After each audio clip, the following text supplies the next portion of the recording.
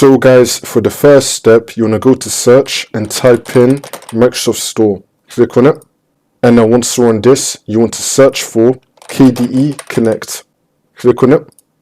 You should now be seeing this application right here called KDE Connect. You want to click on it and you want to install KDE Connect.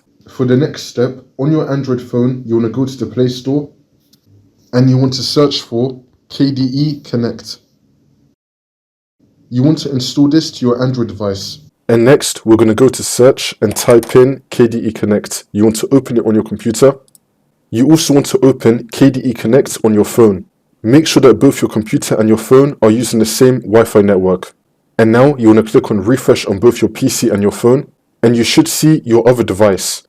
So I'm on my PC right now and I can see my phone right here which has KDE Connect installed. So I'm going to click on my phone and then click on pair.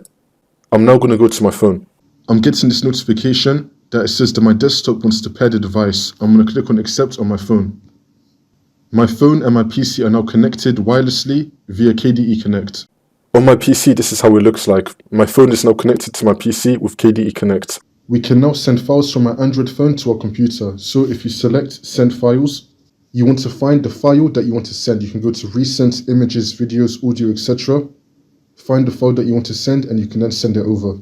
That's how you do it. Once you send a file from your phone to your computer, it should appear in your computer's download folder. You could also send a file from your computer to your phone by pressing on share file. You can then share your file.